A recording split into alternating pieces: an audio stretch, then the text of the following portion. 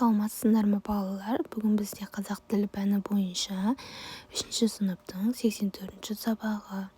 Тақырыбы сабақтың етістік туралы білетінімді еске түсіремін. Ендеше сабағымызды бастайық. Сөз жұмбақты шеш дейді. Бейбітшілік құсы, ол көгершін, түнде ұшатын құс үкі. Төрт түліктің шөлге ең шыдамдысы түйе. Үрлеп аспанға ұшыратын зат шар. Тышқанның үй мекені ін. Сөз жұмбақтың шешуіндегі сөз бойынша тыңдайтын мәтіннің не туралы екенін болжа. Күйші деген сөз шықты бізде. Мәтінді тыңда. Нарынның құмды ауылынан шыққан домбырашы қыз туралы аңыз-әңгіме елден елге тарап кетті. Несін айтасың? 10 саусағынан күй төгілген майталман жорға дейді. Құрманғазыдан артық болмаса ешқандай кемдігі жоқ шебер дейді. Ойбай-ау, ешкімнен де домбыра үйренбеген дейді. Дина Құрманғазыдан үйреніп қалған ақсақ киік, алатау, балбырауын, қайран шешем күйлерін күн сайын әлденеше қайталап тартып отырушы еді. Домбырашы болу оңай нәрсе емес. Ең алдымен үнді, дыбысты сүйе білу керек және оған өзіңше мән бере біл.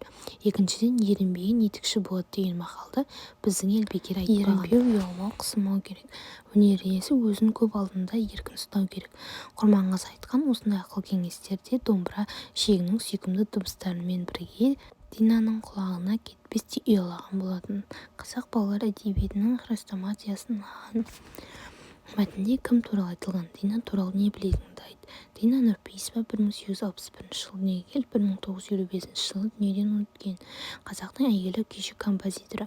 Туып өскен жері Батыс Қазақстан облысының Жаңақала ауданына қарасты Бекетай құмы деген жер. Әкесі белгілі домбырашы адам екен. Қызы Динаға 8 жастан бастап-ақ сол өнердің қыр-сырын үйрете бастаған.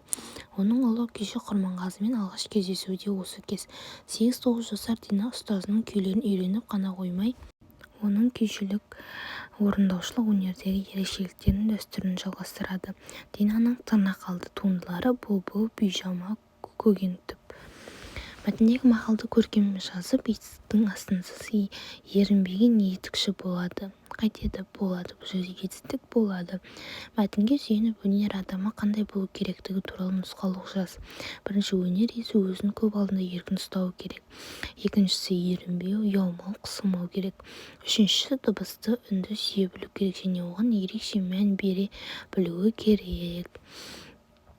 Келесі тапсырма. Шығармашылық өзгерістің ерекшелерінің ішіндегі әріптер реті бойынша мақалды оқы. Жақсының аты өлмейді. Етістік кітап оның қай сөзбен байланысып тұрғанын айт. Бұл жерде етістік өлмейді. Келесі тапсырма. 6-шы тапсырма. Күрделі етістіктерді теріп жаз. Неліктен күрделі етістік екенін дәлелде. Осы етістіктермен 4 сөйлем құрап жаз.